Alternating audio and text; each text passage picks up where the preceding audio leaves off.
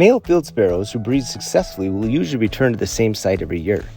They get there in April to mark out their territory, and this is the easiest time to find them because you can hear them singing.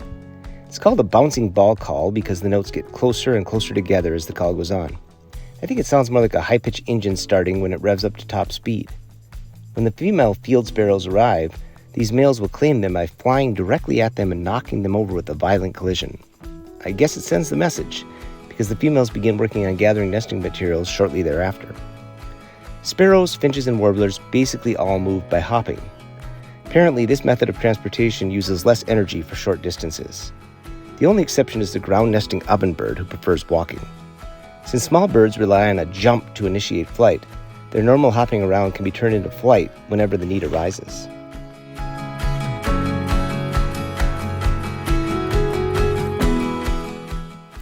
In this slow-motion video of the call, you can see he opens his mouth less and less as chirps turn into a high-speed trill.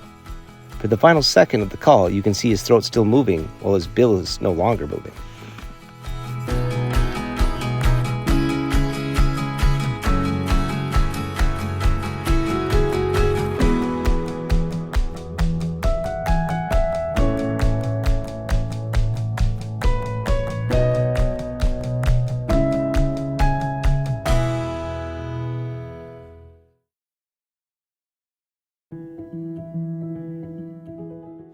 Once again this year, we booked the DNR's Prairie chicken blind for a 25-degree April Saturday morning. We arrived about 5:45 a.m. and we could already hear the prairie chickens booming.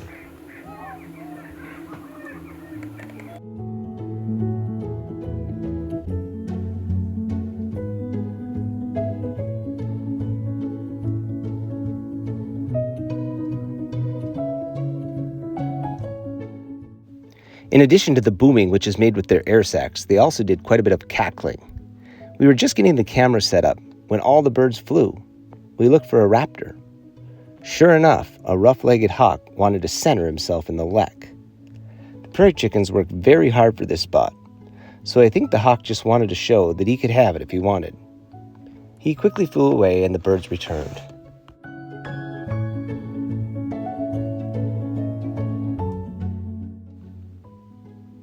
The noise was greatest pre-sunrise, but it continued throughout the time that they were in the lek. There was one point where all the sounds stopped and everything was silent for 5 seconds. I had to double-check to make sure they hadn't flown off again, but they were all still there. Then, suddenly the booming resumed right back up. I counted 29 male birds all competing. In addition to dancing, they also do a lot of one-on-one fighting and probably some dance fighting. I could never tell who won individual challenges.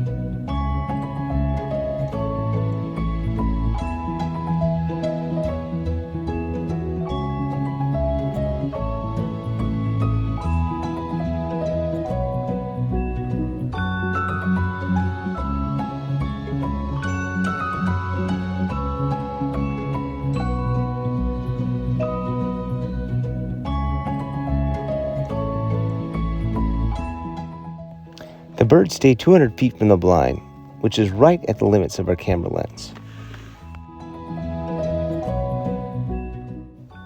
Here in slow motion, you can see that they lift their tail and stomp their feet rapidly, turning a half circle one way and then the other. But they stop momentarily to bounce their air sac, bringing the boom.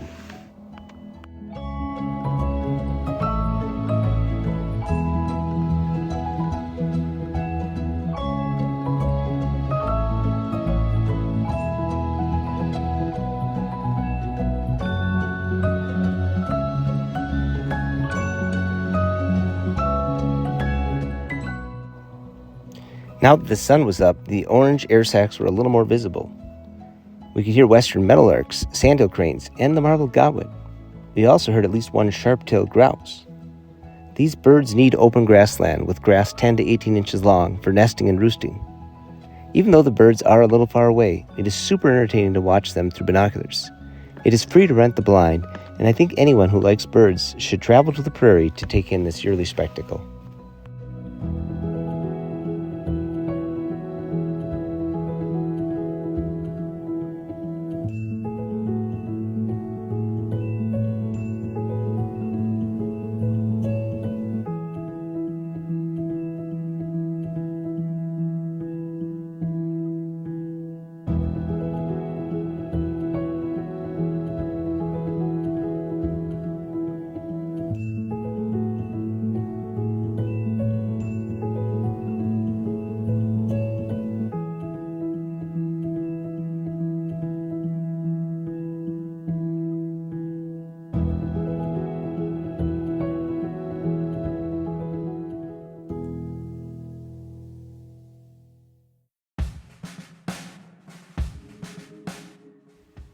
Walking back to the car, we saw several marbled godwits. They are an attractive shorebird with a sword-like bill that breeds on the prairie. Like the killdeer, they will give you an alarm call when you get close. Last year we got some great flight shots of these godwits, as you can see in our intro video. This year they didn't let us get so close. While we were watching one in the ditch, it was quickly scared away by another smaller shorebird, also with a long bill. The Wilson snipe can be aggressive during breeding season, but it would not compete for territory with the godwit, as they prefer the mud. This is the 5th time I've came across a snipe this year. I am still looking for my first 2025 woodcock sighting. Another bird I've been looking for was the Bonaparte's gull. We stopped by another western Minnesota hotspot called the North Ottawa Impoundment Lot in Grant County. It is a great spot to see migrating waterfowl and shorebirds. These Bonaparte's gulls have black heads and red legs and fly with tern-like agility. I guess they are named after a cousin of Napoleon Bonaparte who made contributions to ornithology in the 1820s. We were mainly here for the American avocet, so we were watching all the shorebirds that flew over. I had just snapped a picture of these 3 yellow legs when 3 birds with long upturned bills, black and white wings, and orange heads flew by. Our first Minnesota American avocets. I can't believe anything can eat with a bill that skinny, but we watched them waiting with their heads submerged, slurping some sort of aquatic invertebrates.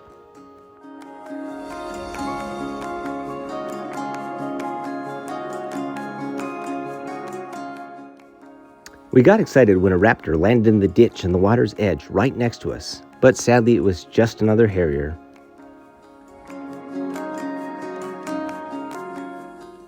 These pictures help you see the difference in size between swans and snow geese. There were lots of snow geese, but even more greater white-fronted geese.